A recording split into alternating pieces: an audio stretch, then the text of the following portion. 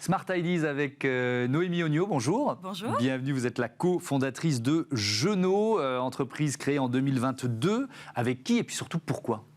Alors, avec qui on est 4, donc avec ma maman, qui est directrice administrative et financière, René, qui est directeur logistique, et Joël, qui est notre directeur commercial. Mais c'est vrai que c'est moi qui ai créé à 90%, on va dire, et mes associés m'ont rejoint ensuite. D'accord. Pourquoi ? C'était quoi votre idée de départ ? Moi, je voulais créer un jeu qui soit à la fois éducatif, ludique, mais surtout inclusif, parce qu'aujourd'hui, on en manque profondément, alors qu'il y a un vrai besoin. Et c'est parti d'où ? D'une expérience personnelle ?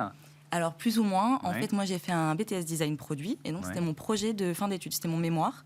Et donc, j'ai proposé le produit pour mon BTS. Donc, je me suis imprégnée d'une structure médicalisée pour comprendre le besoin et le créer au mieux avec les utilisateurs, donc les enfants et les professionnels et les familles. Alors, ce jeu, comment s'appelle-t-il ? À qui il s'adresse surtout ?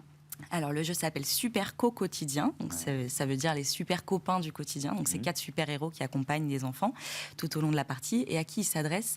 On travaille, nous, aussi bien avec donc, les enfants, bien sûr, qui sont les utilisateurs, mais aussi bien avec des particuliers qu'avec des professionnels. Donc, on va travailler avec des structures médicales, avec des écoles, avec des maternelles, des centres aérés. Sont des enfants qui souffrent d'autisme, de troubles cognitifs Par exemple. Par exemple, non, nous, on s'adresse à tous les enfants, sans exception, mais aussi, et c'est ça la force de notre projet... C'est en ça qu'il est inclusif, exactement, ce jeu. C'est le fait d'être adapté aussi à ces enfants qui ont des besoins particuliers, notamment des enfants atteints d'autisme, de trisomie 21, de retard d'apprentissage. Je veux bien revenir sur le processus de création, parce que quand on se lance ce défi, il y a à la fois...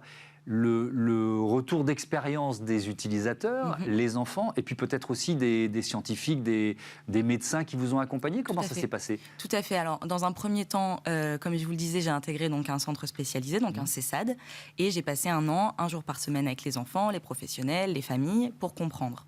Et après mon BTS, j'ai créé un conseil scientifique pour vraiment rendre le projet plus professionnel, alors qu'à l'époque, il était plus un projet étudiant. Et là, j'ai créé donc ce conseil scientifique avec des neuropsychologues, des éducateurs, des psychomotriciens, des orthophonistes, etc. Donc tout un panel de professionnels sur l'éducation et sur la santé pour professionnaliser le projet, le produit, et le rendre sûr, on va dire, autant sur le point de vue éducatif que sur... C'est quoi le défi quel est le défi le plus compliqué à relever quand on crée un jeu comme celui-là ? Je dirais, pour ma part, le plus difficile, ça a été d'avoir cette crédibilité sur la partie éducative et médicale, on va dire. Alors, médicale, c'est un grand mot, on est sur un jeu, mais sur cette partie éducative, parce que, comme je vous le disais, moi, j'ai fait des études de design produit et j'avais besoin d'avoir cette certitude que le jeu était fonctionnel et éducatif et ludique, évidemment, pour les enfants. Moi en vous écoutant, je me dis, si ce jeu s'adresse à tous les enfants, notamment ceux qui peuvent souffrir de troubles cognitifs ou par exemple d'autisme, ça ne doit pas être si simple que le jeu fonctionne avec, tout type de gamins. Je comprends très bien. Ça devait être un sacré défi. Je comprends très bien votre réflexion et en fait, finalement, c'est évident quand on travaille dessus, parce qu'en fait, ces enfants qui ont des besoins particuliers, c'est pas forcément des besoins différents, en tout cas pas très différents. Il suffit juste de quelques améliorations, quelques modifications sur des jeux classiques pour les rendre accessibles. Par exemple,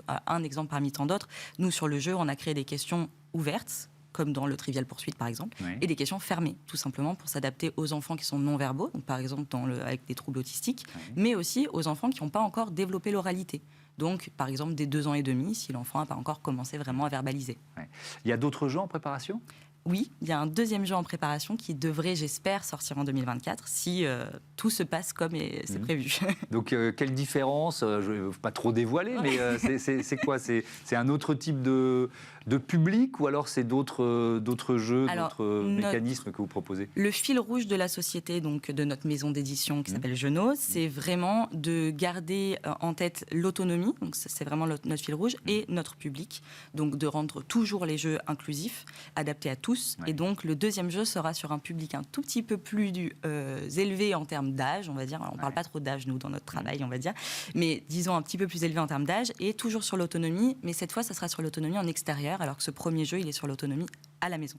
D'accord. Pas mal de sport et d'activités en extérieur. Année Jeux Olympiques, ça tombe bien. Merci Exactement. beaucoup. Merci Noémie Ognot et bon vent à Jeunot. Voilà, c'est la fin de ce numéro de Smart Impact. Merci à toutes et à tous de votre fidélité à Bismart. Salut.